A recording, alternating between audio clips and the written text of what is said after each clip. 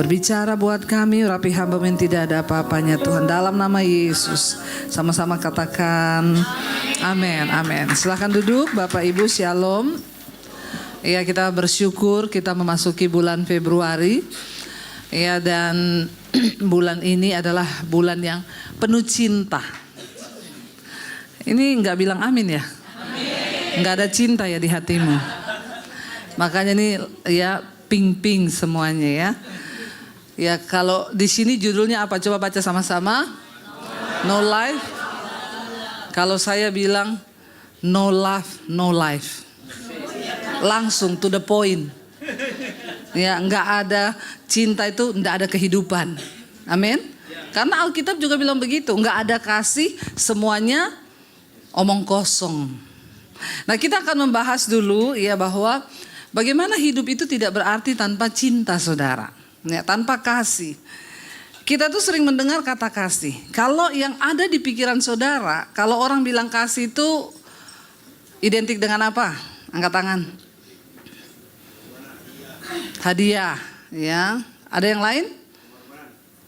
Pengorbanan. Ada lagi yang lain? Cinta itu apa? Yang perempuan-perempuan, tolong ngomong. Nah, itu yang saya tunggu dari tadi. Jujur sekali Ibu ya. Nggak ada uang, nggak ada cinta ya. Ya, selain donatur dilarang mengatur ya Bu. Mata duitan ya.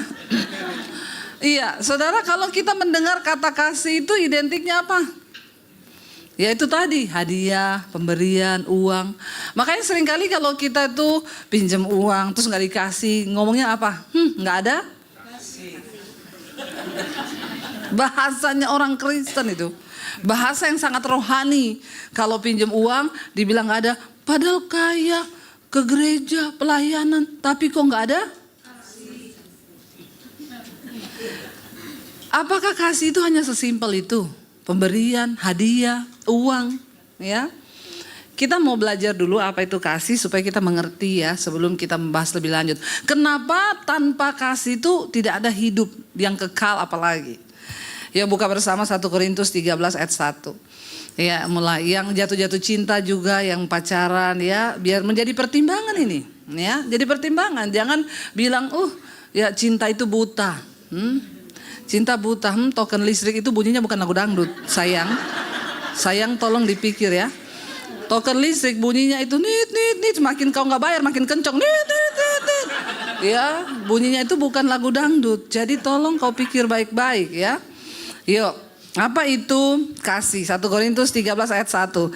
"Sekalipun aku dapat berkata-kata dengan semua bahasa manusia dan bahasa malaikat, tetapi jika aku tidak mempunyai kasih, aku sama dengan gong yang berkumandang dan canang yang gemerincing." Tolong dengar baik-baik. Sekalipun, ya kata Alkitab, manusia itu, orang itu bisa bahasa apapun, bahasa malaikat sekalipun. Ada yang tahu di sini bahasa malaikat? Pernah jadi malaikat? Ya, pasti kita nggak tahu. Tapi Alkitab bilang, walaupun orang tahu bahasa malaikat, kalau nggak punya kasih sama dengan gong yang berkumandang. Bunyinya to alias apa? Om. Ya, omdo. Apa itu omdo? Om Doni. Omong doang ya. Itu omong kosong ya. Lalu dikatakan di sana, sekalipun aku mempunyai apa? Karunia. Untuk apa? Bernubuat. Dan aku mengetahui segala rahasia dan memiliki seluruh pengetahuan. Dan sekalipun aku memiliki iman yang sempurna untuk pindahkan gunung, tapi jika aku tidak mempunyai kasih, aku sama sekali tidak berguna. Bayangkan loh saudara, saya ini baru merenungkan waktu dikasih tema kan. Saya renung-renungkan, kasih itu gila banget ya. Ini kita khotbah di Jaksel. Jadi saya ngomong gila itu tolong jangan disalah artikan ya. Beda kalau ngomong di Tangerang. Itu pendetanya kok ngomong-ngomong gila gitu ya. Nah, kalau di Jaksel ini biasa ya. Kalau ngomong gila ya, itu kasih itu ternyata gila ya, artinya itu tidak tergambarkan lah. Gilanya itu ya jangan di. Memang ini bahasa Indonesia memang sangat terbatas sih ya. Saya mau pakai bahasa Inggris juga takut saudara nggak ngerti ya. Biasa aja keles. Biar nggak bisa bahasa Inggris, nggak apa-apa. Yang penting punya saldo ke luar negeri, bener nggak? Biar kau bisa bahasa Inggris nggak pernah ke luar negeri, kasihan deh lu. Itu visa Amerika, visa Australia, visa Europe kepake nggak? Makanya jangan suka sombong ya sama orang yang nggak bisa bahasa Inggris. Kalau dia punya saldo di sana cuma touchscreen semuanya. Dia mengerti bahasa, ya. Jadi sampai di mana tadi? Ya, ini dikatakan saudara, biar mengerti bahasa malaikat, mengerti bahasa apapun, bahkan dikatakan punya karunia bernubuat. Orang Kristen sekarang kan cari-cari yang bisa nubuatan toh? Ada orang Kristen datang sama saya, "Bu, nubuatin saya dong." Nubuatin apa ya? Apa aja? Kurang kerjaan. Ini yang menyebabkan banyak pendeta bernubuat. Jadinya lu buat-buat karena banyak orang Kristen yang suka nubuatin. Ya kalau nggak bisa dinubuatin ya nggak usah dipaksa kan, amin. Saya selalu bilang nubuat yang paling teruji dan benar itu firman Tuhan. Pulang saja kau baca Alkitab, amin. Kenapa? Karena walaupun hamba Tuhan atau siapapun punya karunia bisa bernubuat, mengetahui segala rahasia. Tiba-tiba saudara datang, Pak Yosua berdiri depan pintu langsung panggil gini, "Sini dulu kau. Kemarin jam 3 sore. Kamu check in hotel. Di hotel ini. Bapak kok tahu? Saya punya karunia mengetahui berbagai-bagai rahasia." Kira-kira saudara gemetaran gak sama Pak Yosua? Gemetar tuh. Ternyata kenapa Bapak tahu? Saya pakai itu pelacak di HP-mu. Jangan cuma suka yang aneh-aneh. Karena yang aneh-aneh itu kalau ndak ada kasih sama dengan tidak ada gunanya. Punya karunia, nubuatan, bisa mengetahui rahasia. Ya, punya pengetahuan yang tinggi. Sekarang itu sudah banyak akhirnya hamba Tuhan itu juga pengen sok sakti. Karena memang itu akibat jemaat ini pengen yang sakti-sakti. Ya, saya pengen didoakan biar rebah. Ya, sampai ada saudara yang tiap minggu rebah terus. Sampai geger otak gak pernah berubah hidupnya. Saking tiap minggu rebah terus. Ya, aneh-aneh lagi. Ada yang ngajar di gereja pengajaran untuk berbahasa roh. Dia ajar, coba ngomong, coba bapak, suruh ngomong, la, ya. Ada cewek cantik lewat, lama-lama asik, lama-lama asik, bertobat ya. Itu karunia yang tidak menyelamatkan kita. Tanpa kasih, tanpa menjadi pelaku firman Tuhan, Alkitab bilang itu semua tidak berguna. Sekalipun aku punya iman yang sempurna bisa pindahkan gunung. Wow nggak ini? Iya, iya makanya nyanyi. Sekarang malah nyanyinya walaupun gunung itu tak berpindah. Akhirnya menciut imannya ya. Karena gak pindah-pindah juga ini gunung. Ya, orang Kristen ini memang ada saja ya. Ini loh, walaupun punya iman sempurna bisa pindahkan gunung loh. Ya, hebat gak ini orang? Hebat ya. Hebat luar biasa saudara, bisa pindahkan gunung. Makanya nyanyinya beda. Walaupun gunung itu tak meletus, dipindahkan sama dia. Tapi Tuhan bilang, walaupun kau punya iman bisa pindahkan gunung, kalau tanpa kasih semuanya tidak berguna. Akan tinggal ketiga hal ini di akhir zaman, iman, pengharapan dan yang terbesar dari tiga hal ini adalah kasih. Amin. Kita akan mencoba cari tahu kenapa ya. Bahkan Rasul Paulus bilang begini. Dan sekalipun aku membagi-bagikan ya. 1 Korintus 13. Dan sekalipun aku membagi-bagikan apa? Segala sesuatu yang ada padaku. Emas dibagikan ya. 100 gram semua. Senang enggak? Memang senang. Saya tahu ini muka-mukanya senang. Ya, dikatakan di situ bagikan segala sesuatu, bahkan menyerahkan tubuhku untuk dibakar. Tapi jika aku tidak mempunyai kasih, sedikit pun tidak ada faedahnya bagiku. Wow, jadi kasih ini sehebat apa sih? Biar orang menyerahkan dirinya untuk dibakar sekalipun. Demi nama Yesus mungkin, atau demi saudaramu. Kau sudah bagikan semua hartamu buat orang. Nggak punya kasih, omong kosong, nol. Jadi ini membantah tadi kita punya pemahaman di pertama tuh. Kasih itu apa? Hadiah. Kasih itu apa? Perhatian. Kasih itu apa? Uang. Ya, makanya istri-istri, kau jangan menilai kasih suamimu itu hanya dari. Jadi kalau suami gak ada uang, siapa suruh kau nikah? Itu pergumulanmu sendiri. Ya bayar harganya, bergumul bersama, berdoa sama Tuhan. Makanya muda-muda ini pikir baik-baik kalau menikah. Ya pikir, baca di gerbang tol. Saldo kurang, penyebab kemacetan. Beneran, ya jadi tolong ya. Walaupun bukan itu juga sih kasih ya. Nah kita mau belajar sih, kasih itu apa sih? Sampai kasih itu betapa luar biasa di mata Tuhan loh. Baca bersama, kasih itu sabar. Kasih itu kasih itu tidak, ia tidak, dan ia tidak melakukan yang tidak sopan dan tidak mencari keuntungan diri. Ia tidak pemarah, tidak menyimpan kesalahan. Ia tidak bersuka cita karena, tetapi ia bersuka cita karena. Sampai di situ saudara. Ini loh kasih itu, bukan hadiah. Jadi stop yang ngomong orang, Kristen tapi enggak punya kasih. Saya pinjam uang enggak dikasih. Dia udah tahu nagihnya susah. Makanya dia enggak kasih. Jadi sekarang ini mau nagih utang sama orang yang bawa utang tuh susah, lebih galak yang. Bener enggak? Pengalaman ya?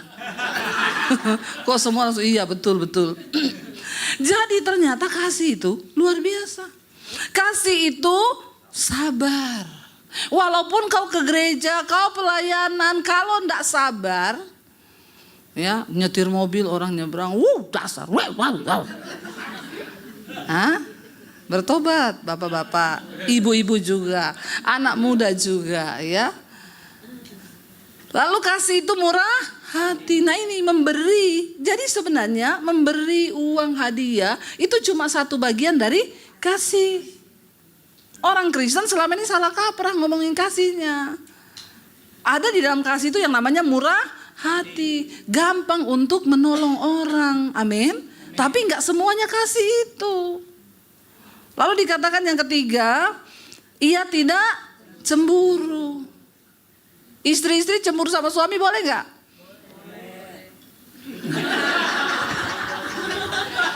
Baru dibilang kasih tidak cemburu udah boleh. Saya mau meluruskan ya. Kayaknya kalau istri itu tidak cemburu sama suami, tapi curiga boleh. Loh, kalau curiga sama cemburu itu beda loh. Ya.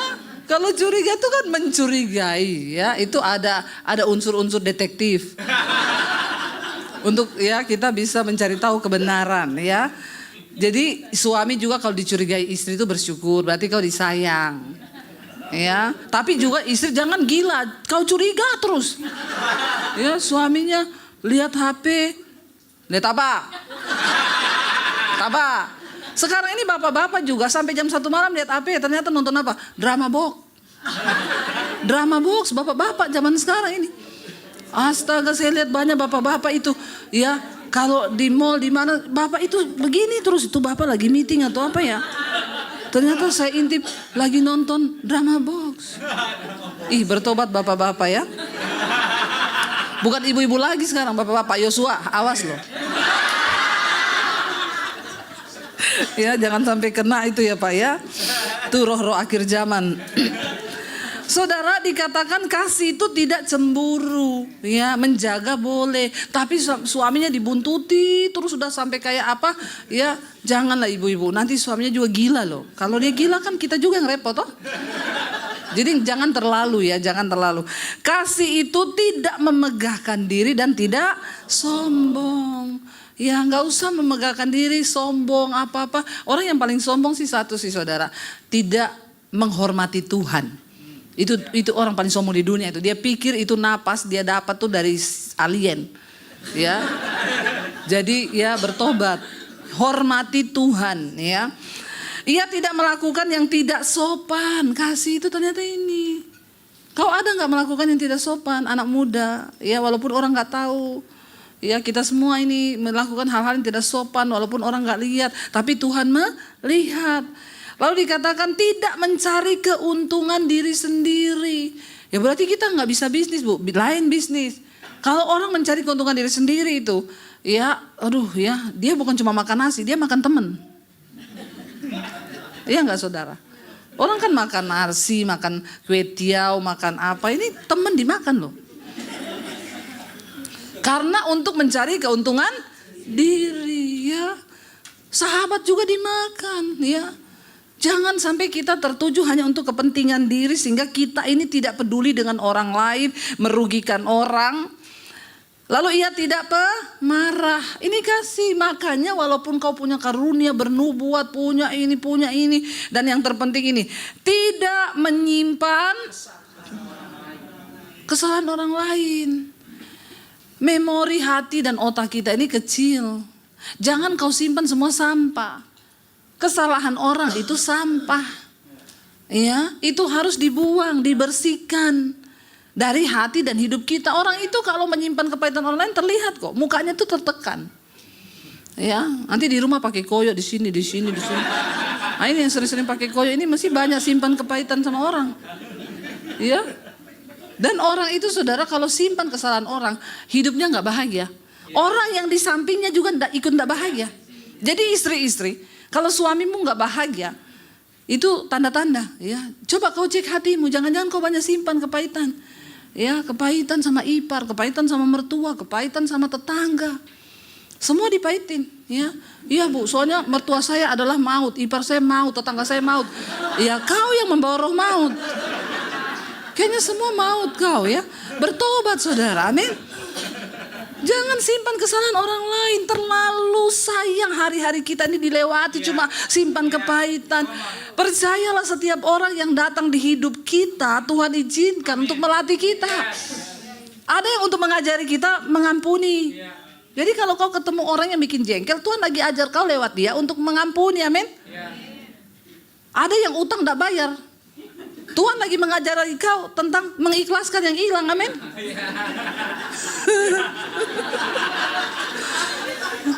Ya, semua itu ada hikmahnya. Makanya jangan pinjemin orang uang melampaui batas kemampuan hatimu untuk kehilangan. Kasih pinjam orang yang begini, dia ndak ganti juga, ndak apa-apa. Aku ikhlas kok. Itu lebih enak. Kemarin saya lihat viral tuh debt collector nagih uang pakai ayat. Toh? Nonton gak saudara? Ya? Hei Adrian, Matius kata Yesus kepadamu, kau tidak akan pernah keluar dari penjara kalau tidak kau lunasi hutang-hutangmu. Ya, dibalaslah oleh Adrian. Ya, maka Tuhan berfirman, apabila orang meminjam kepadamu, jangan kau harap ganti. Susah kalau udah baku tangkis alas ini. Ayat dipakai tangkis-tangkisan. Saya komen di situ, hei Pak, tolong ya jangan salah gunakan ayat. Ini ayat bukan untuk nagih utang Pak. Ini bicara utang dosa Pak yang dibayar oleh Kristus sampai lunas Pak. Ya makanya kau juga jangan pinjamin orang uang kalau kau tidak sanggup kehilangan. Amin. Supaya kita belajar ikhlas saudara. Kadang-kadang memang Tuhan izinkan ya. Nggak apa-apa, jangan kau simpan kesalahan orang. Supaya hidupmu diberkati. Karena kalau tidak, orang tuh kalau banyak simpan kesalahan orang, mukanya ketekuk. Benar, itu biar mau tarik benang, tarik kawat, tarik apa itu, tetap ketekuk. Ya, tidak ada senyum, nggak damai, nggak ada sukacita. Ya, coba ngapa mau gitu? Suami juga lihat udah males. Ya, lihat istri model begini, kenapa kau simpan pahit sama iparmu, pahit sama mentua, pahit sama tetangga. Cobalah jadi orang yang manis-manis aja. Masalah itu pasti datang. Tuhan menciptakan kita sebagai makhluk sosial, artinya kita akan ketemu banyak orang. Tapi pakai setiap kesempatan ketemu orang untuk kita ini belajar, amin. Ya, belajar. Lalu dikatakan ia tidak menyimpan kesalahan orang lain, tidak bersuka cita karena ketidakadilan, tapi bersuka cita karena kebenaran. Oh ternyata ini definisi kasih. Nanti kau pulang ulangi lagi nih di rumah, baca baik-baik itu kasih. supaya kita tahu. Nah, kita akan belajar untuk mengasihi ya, karena ini bulan Valentine, bulan Februari ini dikait-kaitkan dengan kasih saudara. Tapi saya berdoa supaya kita semua ini belajar ya. Nggak apa-apa lah ya kita mengambil satu momen untuk kita ini belajar lebih dalam supaya nggak salah arti. Nanti hari Valentine itu banyak anak-anak muda yang menyerahkan keperawanannya sama cowoknya. Kenapa? Karena membuktikan rasa cintanya. Setan itu. Itu bukan kasih, itu iblis itu. Jangan ada wanita-wanita yang kau dibodoh-bodohi ya. Ya, buktikan cintamu kalau kau memang mencintai aku, itu begitu ya. Kita harus ngerti apa sih kasih itu, apa sih cinta itu. Kasih yang sesungguhnya itu dari Tuhan. Ya, cinta itu nggak ada cinta-cinta tanpa Tuhan. Omong kosong itu cinta tanpa Tuhan. Kenapa saya selalu bilang jangan menikah karena cinta. Ya, cinta itu bisa hilang, sesaat saja cinta itu. Tapi kalau kasih itu nggak hilang. Kasih itu berkorban, kasih itu dari Tuhan. Kalau cinta itu bisa datang dari mana saja. Makanya yang muda-muda sekali lagi jangan makan cinta ya. Cinta itu buta ya, makanya kau menikah tuli lumpuh rumah tanggamu. Karena sudah buta kau dari awal ya. Bertobat ya. Yuk kita lihat 1 Yohanes 4. Bagaimana kita bisa mengasihi saudara ya. Baca judul perikopnya, Allah adalah kasih. Jadi ternyata sumber dari kasih yang sesungguhnya itu siapa? Tuhan. Amin. Nggak bisa dibuat-buat. Nah, kita akan mengerti. Baca ayat yang ke-7. Saudara-saudaraku yang kekasih, marilah kita saling mengasihi sebab kasih itu berasal dari Allah dan lahir dari dan mengenal Allah. Ternyata, makanya tanpa kasih semuanya omong kosong. Mau karunia hebat, mau pelayanan hebat. Karena ternyata ini loh landasannya. Orang bisa mengasihi kalau dia mengenal Tuhan. Kalau dia diperbaharui hubungannya dengan Tuhan. Karena Allah itu adalah kasih. Marilah kita saling mengasihi sebab kasih itu berasal dari Allah. Dan setiap orang yang mengasihi lahir dari Allah dan mengenal Allah. Jadi kalau dia bilang kasih tapi dia membawa engkau bukan kepada kekudusan Tuhan, itu bukan kasih. Itu setan yang menjelma pura-pura mengasihi padahal menjerumuskan. Kasih itu lahir dari Tuhan. Kudus membawa kita dekat dengan Tuhan dan kita bisa mengasihi orang lain. Jadi saudara, omong kosong kita ini bilang kasih kalau kita nggak kenal Tuhan. Makanya banyak orang Kristen di gereja. Tapi ternyata yang mengasihi Allah cuma sedikit. Yang mampu mengasihi sesama. Kita nggak mungkin bisa mengasihi orang lain kalau kita nggak mengasihi Tuhan. Kau nggak mungkin bisa ampuni suamimu kalau kau tidak mengasihi Tuhan. Karena hanya Tuhan yang bisa memampukan. Ya mungkin kau berkata, aduh ipar saya itu kayak setan. Rasanya mau saya bunuh dia itu. Ya, tapi karena Tuhan suruh aku memberkati. Walaupun aku dijengkel banget Tuhan. Tapi aku mau belajar mengasihi engkau. Aku mau belajar mengasihi juga dia. Karena aku mengasihi Tuhan. Jadi begitu. Baliknya itu ke Tuhan dulu, baru ke sesama. Kalau langsung ke sini, enggak bisa. Ini jatuhnya munafik, pencitraan. Ini ke sini dulu, baru ke situ. Ke sini, ke situ. Ya, itu yang benar. Ayat 8 berkata, barang siapa tidak mengasihi, ia tidak mengenal Allah. Sebab Allah adalah. Jadi kalau kita duduk di gereja, kita pelayanan, tapi kita tidak mengasihi seperti tadi yang dikatakan itu kasih itu gini semua, ya maka kita ternyata nggak kenal Tuhan. Walaupun ke gereja, walaupun pelayanan. Makanya dikatakan semua sia-sia. Mau bernubuat kau, mau punya iman yang sempurna, bisa pindahkan gunung. Kalau tidak ada kasih dalam hidup kita, tidak bisa. Berarti engkau tidak mengenal Allah. Ada ibu-ibu datang, Bu saya itu kepahitan Bu sama dia. Omongannya gini, Ibu ampuni aja Bu, biasalah orang ngomong gitu. Saya prinsipnya sekali saya sakit hati, seumur hidup saya musuhi. Saya bilang, selamat Bu, kau lewat jalan tol ke neraka. Ada di Alkitab disuruh begitu? Tidak ada. Kalau kau mengasihi Tuhan, kau harus bisa mengampuni orang lain. Itu aja kuncinya. Ayat 9, dalam hal inilah kasih Allah dinyatakan di tengah-tengah kita, yaitu bahwa Allah telah mengutus anaknya yang tunggal ke dalam dunia supaya kita hidup olehnya. Inilah kasih itu, bukan kita yang telah mengasihi Allah, tapi Allah yang telah mengasihi kita dan yang telah mengutus anaknya sebagai pendamaian bagi dosa-dosa kita. Kita tidak mungkin bisa mempraktekkan kasih kalau kita belum diperdamaikan dengan Allah Bapa. Dosa menyebabkan manusia kehilangan hubungan dengan Tuhan. Yesus datang untuk memperdamai hubungan itu, saudara. Dipulihkan, makanya gak perlu lagi darah kambing domba untuk pengampunan dosa. Karena Kristus adalah darah domba Allah. Waktu kita diperdamaikan, makanya ayat ini bilang bukan kita yang mengasihi Allah lebih dulu, tapi Allah lah yang mengasihi kita. Saya ini terima Yesus bukan waktu saya benar. Hidup saya hancur, banyak dosa, saya mau bunuh diri. Saya gak tahu kasih akan Tuhan. Tiba-tiba Tuhan jamah saya.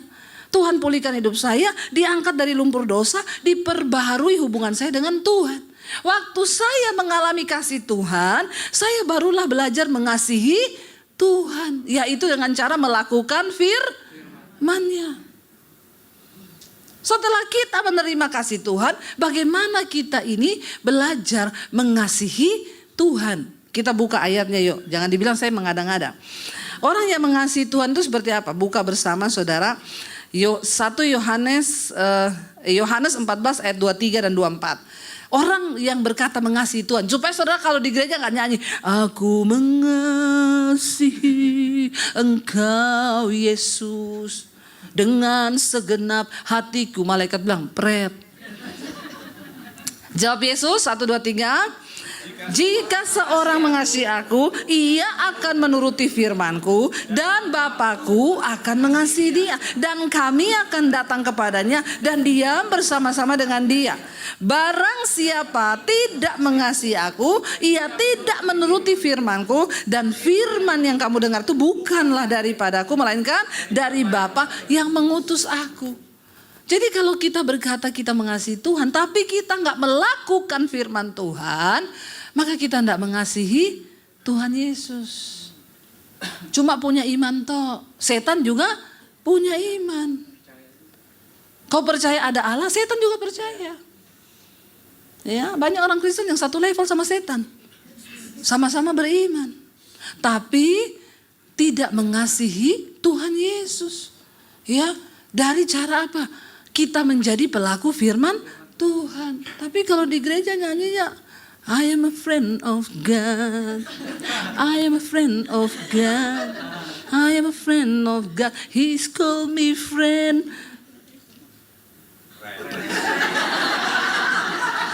Jawab sendiri.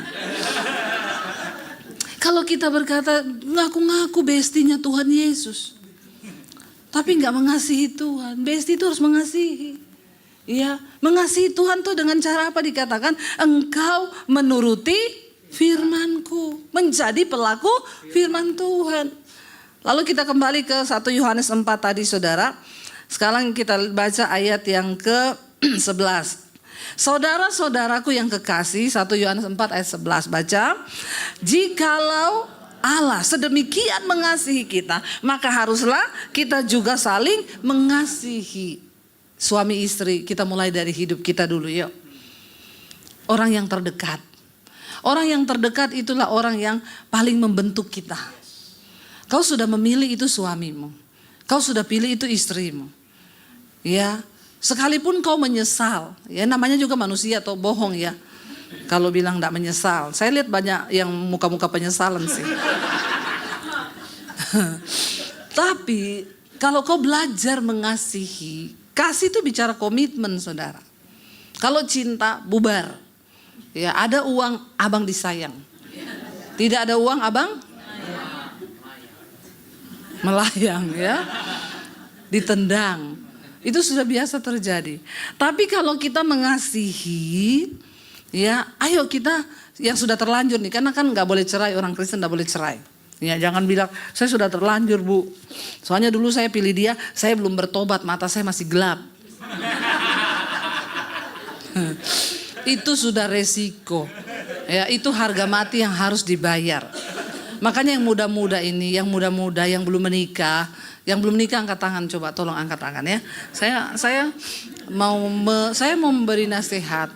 Ya tapi kalau cuma angkat tangan 2 orang kayaknya ndak usah. Banyak ini tapi malu ndak angkat, ndak apa-apa. Mending kamu belum nikah tapi happy. Daripada nikah terus ndak happy. Nggak apa-apa.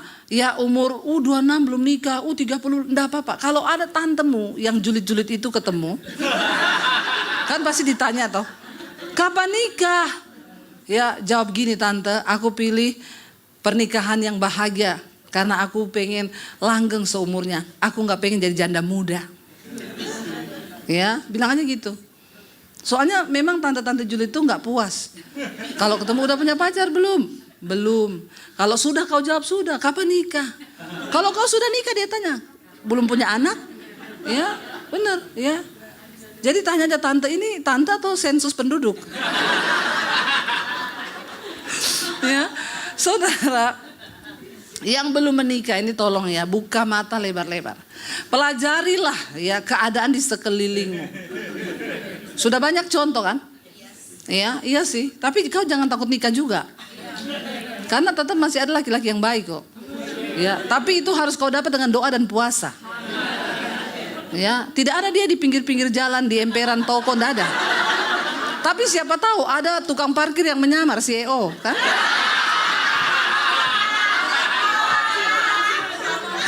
Aduh. Yang waras ya. Yang waras aja ya, tolong yang waras ya. Yang waras aja ya. Ya, simple ya, yang waras, tolong. Jadi, ya jangan tunggu. Ya ada ibu-ibu, saya ini udah mau cerai bu, karena saya tuh nunggu suami saya kapan ngaku dia CEO tapi nggak ngaku-ngaku. Malah saya ini terjebak bu, setelah menikah ternyata suami saya itu nggak ada duit. Ya dulu padahal waktu pacaran uang dititipi ke saya. Setelah menikah nggak ada bu, 1 sen pun dia kasih saya. Saya bilang ya itu dulu kan pencitraan iklan toh. Iklan. Sekarang sudah yang nyata-nyata terbukti sekarang. Jadi kau ya tidak usah menyesal. Ya, ya sudah kau doakan, itu sudah takdirmu, itu sudah nasibmu. Jangan bercerai. Makanya yang muda-muda, ya tolong berdoa baik-baik. Ya, sampai dia ngomong, kamu tuh dulu kok nggak jujur sama saya kalau kamu nggak punya apa-apa. Dulu kan aku udah bilang sama kamu, harta yang kupunya satu-satunya hanya kau. Malah kau jawab so sweet. Dari awal saya sudah ngaku loh, hartaku itu cuma kamu. Kenapa kau malah jawab so sweet? Makanya perempuan-perempuan yang termakan gombal, rayuan, buka mata lebar-lebar. Dibilang harta satu-satunya cuma kau, kelepek-kelepek. Begitu sudah begitu mau cerai nggak bisa. Ya, nggak apa-apa, berjuang dengan kasih. Ya, minta sama Tuhan, masih ada harapan. Ya, masih ada. Nyanyi terus saja, walaupun gunung itu tak berpindah, ya tak? Tetap percaya kau yang punya kuasa. Nyanyi terus. Sekalipun ku dalam lembah kelam, tak mengapa asal kau di sampingku. Ya toh? Walaupun masalahku masih, walaupun utangku masih banyak, toh?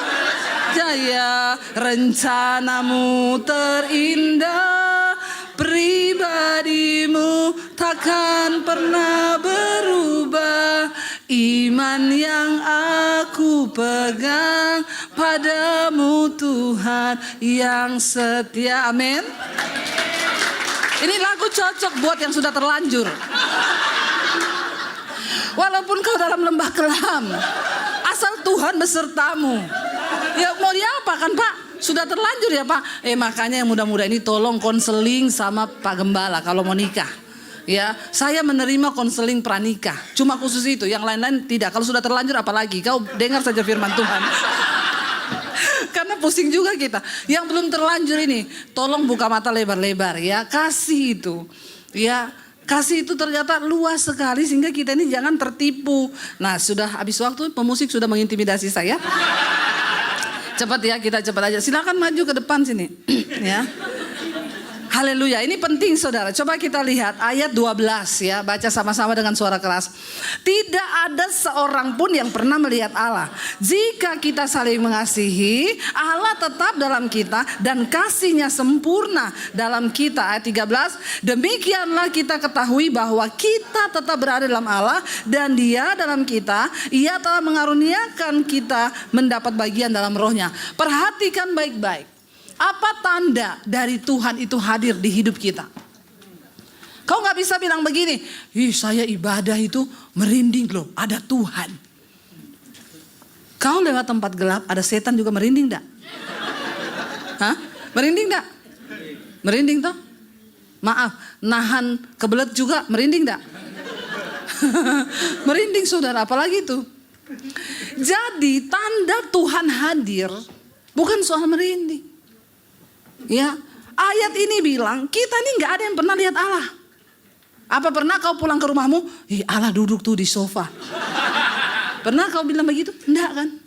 Tapi tanda dari Tuhan ada dalam hidup kita, rumah tangga kita. Yang pertama, kalau kau suami istri saling mengasihi, itu berarti tanda masih ada Tuhan.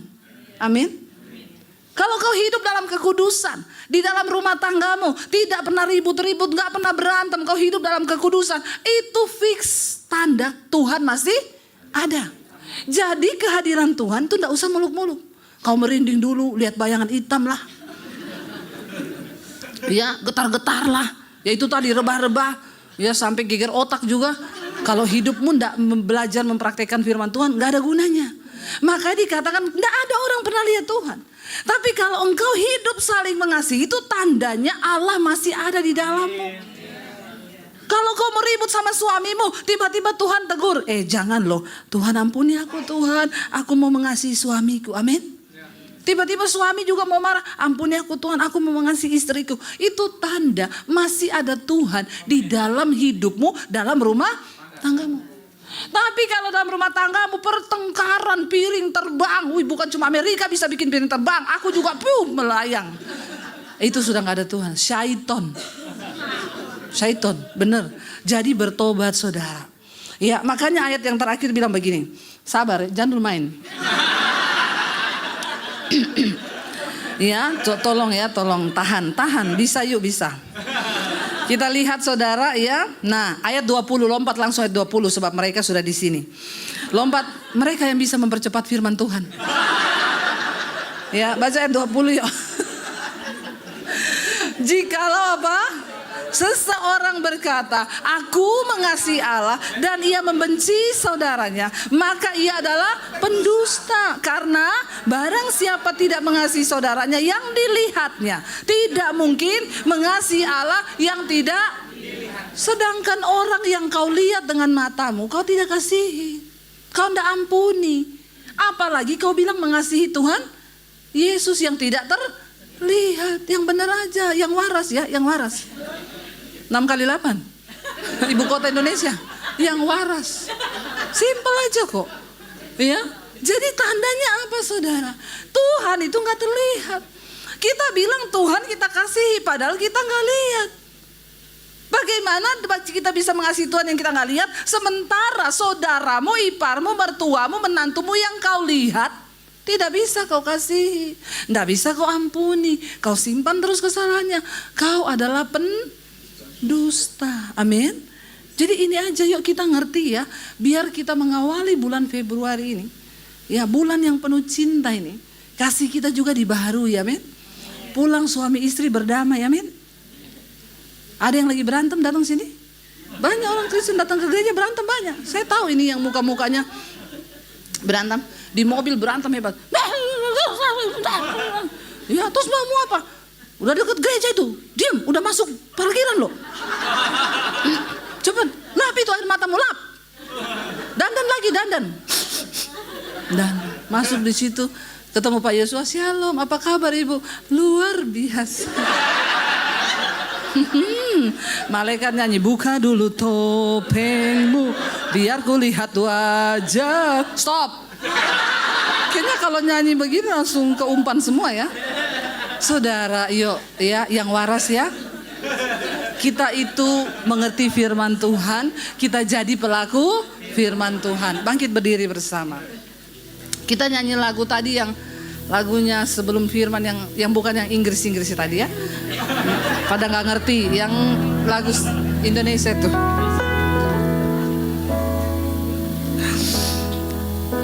Terima kasih Tuhan Yesus.